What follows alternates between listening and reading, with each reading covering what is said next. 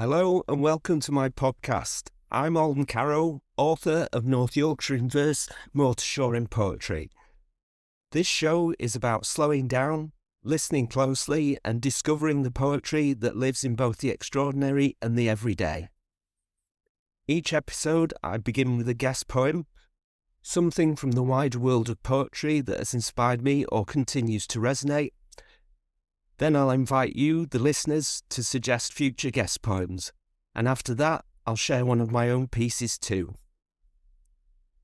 If you're listening to this in real time, you'll know that winter is no longer knocking at the door. It's stepped inside, taken off its coat, and settled by the hearth. Here in the studio, I've been watching the leaves turn to a brittle brown that suggests the year is winding down.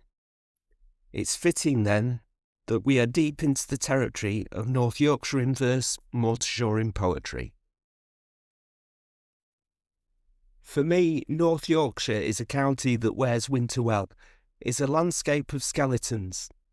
The limestone ribs of the dales, the stripped-back branches of the ancient forests, and the ruins of the great abbeys standing against the grey sky.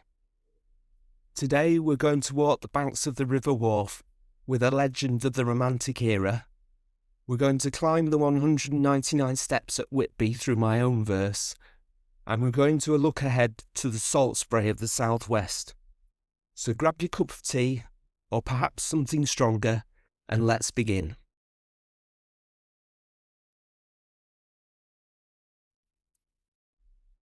For our guest poem today, I wanted to read something that speaks to the power of the North Yorkshire landscape. There is a violence in the geography here, a sense that the land is beautiful, yes, but indifferent to human fragility. So we're going back to the early 19th century to William Wordsworth. Now we usually claim him for Cumbria and the lakes, but the Dales call to him too. There's a spot in Wharfedale near the ruins of Bolton Abbey called the Strid. To the human eye, it looks like a narrow, innocent stream where the River Wharfe is squeezed through a channel of limestone. But beneath the narrow surface, the currents are deep, honest and deadly. Legend has it that young Romilly, the boy of Egremont, tried to leap across it with his greyhound, only to be held back by the leash and pulled into the chasm. Wordsworth wrote of this tragedy in his poem, The Force of Prayer. It is a poem about how the landscape shapes our grief and our history. So here is William Wordsworth, The Force of Prayer. What is good for a bootless bairn? With these dark words begins my tale, and their meaning is, whence can comfort spring when prayer is of no avail? What is good for a bootless bairn? The falconer to the lady said, and she made answer, endless sorrow, for she knew that her son was dead. She knew it by the falconer's words, and from the look of the falconer's eye, and from the love which was in her soul for her youthful Romilly. Young Romilly through Barden woods is ranging high and low, and holds a greyhound in a leash to let slip upon buck or doe. The pair have reached that fateful chasm, how tempting to bestride, for lordly Wharfe is there pent in, with rocks on either side.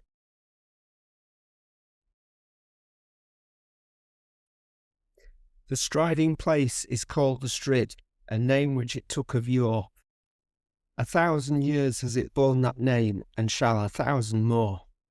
And hither is young Romilly come, and what may now forbid that he, perhaps for the 100th time, shall bound across the Strid? He sprang in glee, for what cared he that the river was strong and the rocks were steep? But the greyhound in the leash hung back, and checked him in his leap.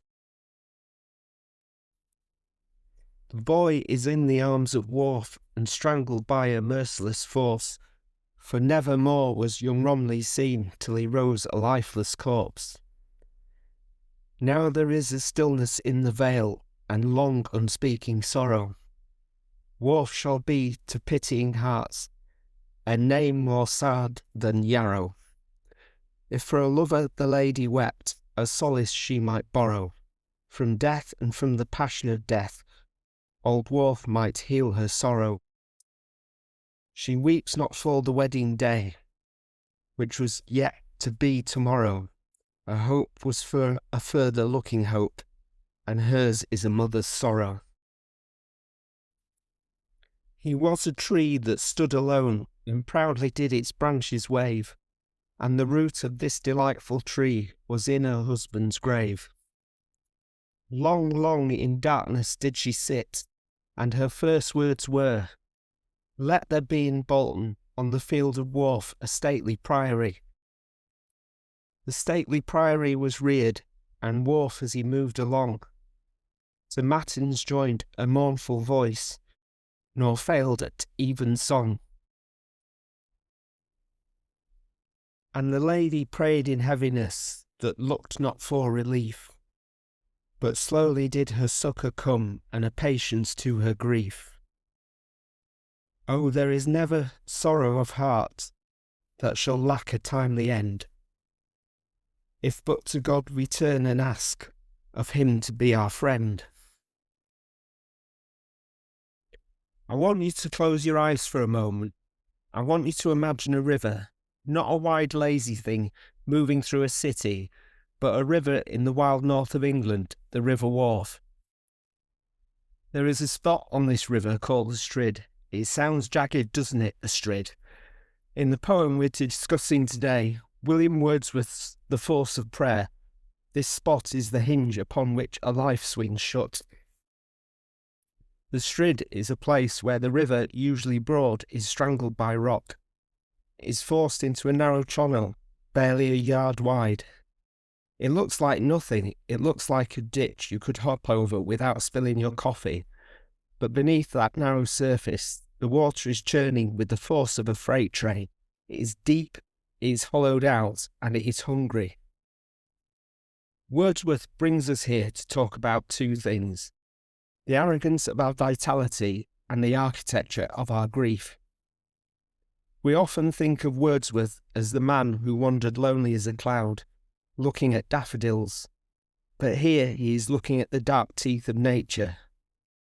He is asking a question that I think every single one of us has asked in the dark hours of the morning. What is good for a bootless bairn? It's an old phrase. A bootless bairn is a useless prayer, a plea that goes unanswered. When the sky is brass and the earth is iron, and you ask for help and hear only silence, what is the remedy for that? Let's look at the story. It's a legend really about the founding of Bolton Priory. We have young Romilly, the boy of Egremont. He is the picture of youth. Wordsworth paints him clad in Lincoln green, a falcon on his hand, a greyhound at his side. He is nobility, he is the future. And listen to how Wordsworth describes him. He isn't just walking, he is bounding. There is a wonderful terrestrial arrogance to him. He believes the earth is made for his feet. And when he comes to the Strid, he has done this 100 times before. He tends to a leap across that narrow gap of churning water. But this time, there is a complication, because he has his greyhound on a leash. This detail is crucial. It's the tether. Romilly jumps, and he's in the air. But the dog hangs back. It's a moment of terrible physics. The boy's momentum goes forward, and the dog's hesitation holds him back. The leash becomes a noose, a dragline, and just like that, the boy of Egremont is gone.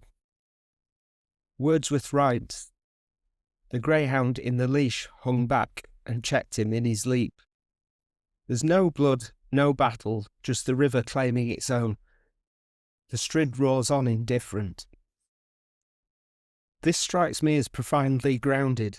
Tragedy is rarely a grand opera. Usually it is a slip, whether that's a missed phone call, a hesitation, or in this case a greyhound stopping when he should have run. Nature does not care about your lineage, your Lincoln green coat or your falcon. The water just simply takes. Now the poem shifts, the water has done its work, now the silence must do its work. We move to the mother, Lady Eliza. She's waiting for a son who will never come home, and she's left with that question I mentioned earlier. What is good for a bootless bairn? This is the core of the poem. It isn't really about the boy drowning. It is about how the living survive the drowning of the things they love. When the falconer returns alone, and she sees the empty leash, she knows. Wordsworth doesn't give us screaming. He gives us a long, long silence. Grief is noisy at first, but true sorrow is quiet. It settles into the stone of the walls. Lady Eliza has a choice. She can wither. She can let this bootless bairn, this useless prayer destroy her. She can shake her fist at God and the River Wharfe until she turns to dust. But instead she doesn't. Wordsworth suggests a kind of alchemy here. She takes that raw, jagged grief, that useless prayer, and she transmutes it into something physical. She builds Bolton Priory. She takes the stone of the earth, the same earth that swallowed her son, and she stacks it towards the heavens. She creates a sanctuary. The poem says, "And there is never a day so still, but you may hear the river call." She builds the church right there, beside the roaring water. She doesn't run away from the sight of her trauma. Instead, she sits beside it, and she sanctifies it. She incorporates the voice of the river into the voice of the prayer. This is what Wordsworth does best. He reconciles the terrifying power of nature with the healing power of the spirit. The force of prayer isn't that it magically saves the boy. The prayer didn't stop the river. The prayer didn't cut the leash. In that sense, it was bootless. It failed. But the force of prayer, the long-term enduring force, is that it allowed the mother to endure. It turned a place of death into a place of worship. The Strid remains dangerous, and it still claims lives today. The river still roars, but now rising above it is the priory. It is the answer to the unanswerable question, what is good for a useless prayer? Building something that outlasts the sorrow. So as you go about your week, think of the Strid. We all have one place where the footing is unsure, a place where we might lose something we thought we'd keep forever. And when that loss happens, and you send up a prayer that seems to hit the ceiling and falls back down again, remember Lady Eliza. Do not expect the river to stop flowing, because it won't. Instead, look at the stones at your feet, pick one up, and begin to build. And now we move on to a poem from my own collection, North Yorkshire in Verse, Moor to Shore in Poetry, which is available to buy now from Amazon. This week's poem is about Whitby Abbey. It's called Stone Above Sea, Shadowed Beneath Sky. The abbey stands where cliff winds tear, its arches hewn from salt and prayer, a frame against the sea-born mist where history walks and shadows twist. The gulls cry loud where monks once sang, their hymns replaced by tempest clang, yet grace still clings to every wall as brambles rise and memories fall. From Dracula's steps to Saxon lore, the legends spill from shore to shore, each tale a thread through time's refrain as dust returns to stake its claim. The graveyard leans with ageless weight, its stone like clocks that measures fate, while times below reflect the sky and whisper truths that won't deny. So let the wind and ruin speak of past pursuits and futures bleak, for Whitby's soul in rock and sea will always be what it must be. We are standing at the edge of something, not just the edge of the land, where the earth gives up its fight against the North Sea, but the edge of memory.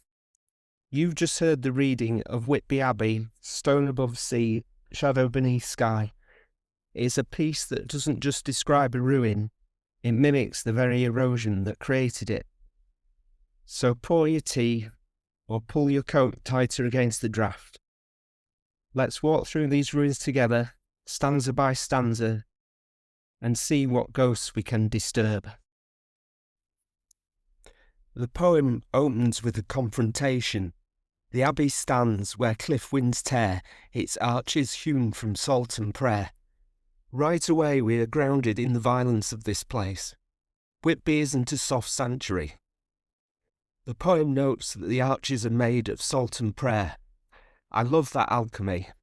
It suggests that the spiritual intent of the monks and the physical corrosion of the sea are now indistinguishable. The stone has absorbed the ocean. And look at the third line, a frame against the sea-born mist. This is the essential truth of a ruin. When a building is whole, it contains space. It holds the air inside. But when the roof falls and the windows shatter, it ceases to be a container and becomes a frame. It frames the mist. It frames the grey sky. It allows the shadows to twist through it. The structure is no longer about keeping the world out. It is about letting the mystery in. Moving to the second stanza, the poem shifts from the visual to the auditory. The gulls cry loud where monks once sang, their hymns replaced by tempest clang. There is a melancholy displacement here. We often think of ruins as silent places, but anyone who has stood on the east cliff knows they are deafening. The tempest clang has taken over the liturgy. Nature has claimed the acoustic space. But the poem offers us a counterbalance. Yet grace still clings to every wall, as brambles rise and memories fall. Grace clinging, it's a stubborn image, even as the brambles, the wild chaotic nature, rise up to choke the stone. The sanctuary remains. It suggests that a place doesn't lose its holiness just because it loses its roof. The memory falls, decomposing into the soil, but the feeling of the place, that sticks to the limestone leaching. Then we arrive at the third stanza and we hit the cultural weight of Whitby.